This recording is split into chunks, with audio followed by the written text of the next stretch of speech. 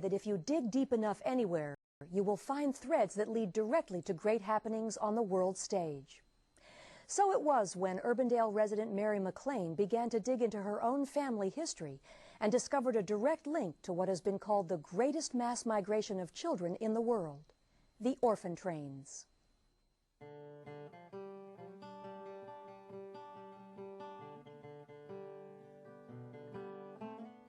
Mary, where does the story of the Orphan Trains begin? It began in 1854. It was a time that a lot of immigrants were coming into our country. A young minister, Reverend Brace, was concerned about, especially about the homeless children that were on the streets of New York City. At that time, there were about 30,000 homeless children. What were the primary destinations for the trains? They went to every state in the Union that was in the Union at that time. But the greatest number of these children came to what I call breadbasket of America. And I was one of those states, and it's been estimated that Iowa took 20,000 of these children. And how old were the children? What was the age range? From infants to 16 years old. What got you interested in this whole topic? Because my mother was an orphan train rider. She rode the train with two of her sisters. When my mother was going to move out of the state of Iowa in about 1958, she gave me the three little dresses that she had worn while she was on the train.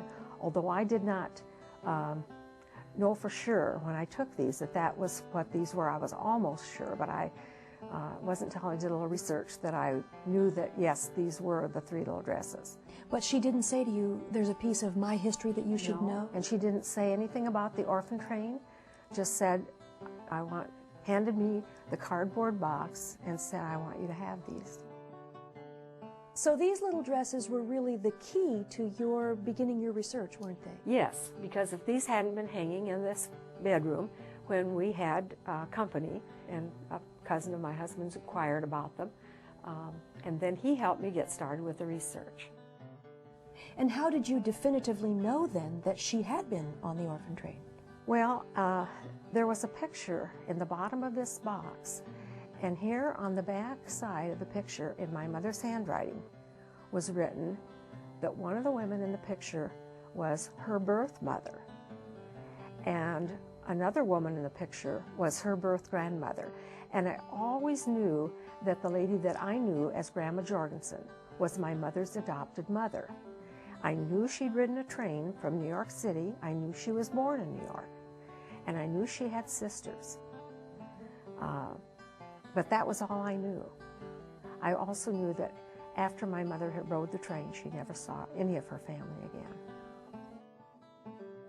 The Jorgensens, Annie and Andrew Jorgensen, who lived on a farm outside of Clear Lake, took my mother, and they had her for about a year when they legally adopted her.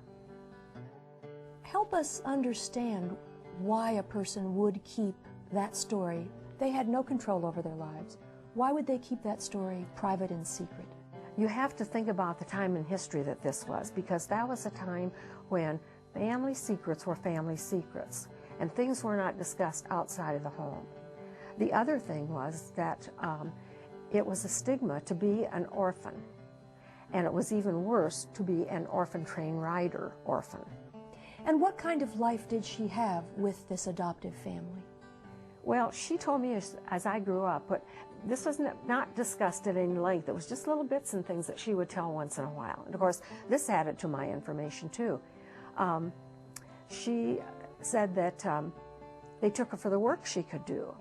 And my biggest regret is that my mother did not live long enough to even know what happened to some of the other riders, including her two sisters, because her two sisters were just shunted from one family to another. One sister was 2 years in one home, and that was the longest either one of them were in one place. And is that the way it went? Some people had good experiences and some just terrible? Yes, that's right. Some of them, some of the children were just simply taken for the work they could do, and some of the children were beaten. A lot of the boys ran away simply because they could not take the treatment that they were receiving. And yet, Morgan, when you talk to some of the riders now, some of the men, they will tell you that even despite the hardships that they went through, that they had a better life than what they would have had if they had stayed in New York. Mm-hmm. When did you begin interviewing people who had been orphan train riders? When we would go to these national reunions, and then about 11 years ago, Dick and I started the Iowa Orphan Train reunion, which we've held yearly since then, and we've met some riders that have come to that had never come to a national organization, and we got to hear their stories too. Tell us briefly a couple of the most poignant stories that come to mind. Well, Lee Nailing is one that I always tell. He was 8 and a half and had a brother that was 6 and a half, and the father came to the Children's Aid Society the day before the children were to ride the train. And the reason he came was he was bringing the boy's 2-and-a-half-year-old brother to ride the train with the boys. And when they got to the first stop, his little brother was one of the first children chosen. And Lee, who passed away 2 years ago, told me at that time that he said, "I can still hear in my mind the voice of my little brother shouting as the man carried him out the door to take him home, 'I want me brothers, I want me brothers.'" Yeah. What kinds of things have you learned since you've had the reunions, just in terms of the history itself that you didn't know beforehand? I guess I've learned that people can survive, really survive a lot.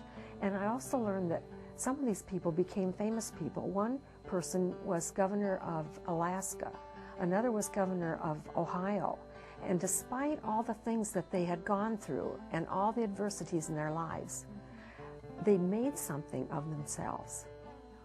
And even the ones that didn't become famous, they raised good families, they were good law-abiding citizens. What would you like to tell your mother now? What you know now, and never having really had that conversation with her? I have all these still unanswered questions. My mother died of breast cancer, and that was one of the reasons that I really wanted to find out what had happened to her two sisters, because I wondered if how prevalent this was in our family. And so that was one of the things that encouraged me to continue this. But I'd love to know what memories she and her sisters have of the Orphan Train ride. What was it like? What were their feelings when their father took them to the Children's Aid Society and left them? Those kind of questions. Yes, I mean, does it make you feel sad that she kept all that to herself? Yes, it does, yeah. Yeah. Well, what has it meant in your life to put these pieces together about your mother and her life, and to know that you have that history, essentially? It's really given me a great sense of satisfaction. I just hope every time I go out, Mother isn't up in heaven saying, "Oh, dear God, there goes that child of mine telling the story I tried to keep a secret." But I'm sure when I get up there and can be with her, she'll understand. It's really given me a sense of doing something not only for her, but letting the United States, the citizens of the United States, know what happened to some of these children. And that it affected a lot of lives. Yes, it wasn't, that's right. And not only the lives of the children, but the lives of their descendants also.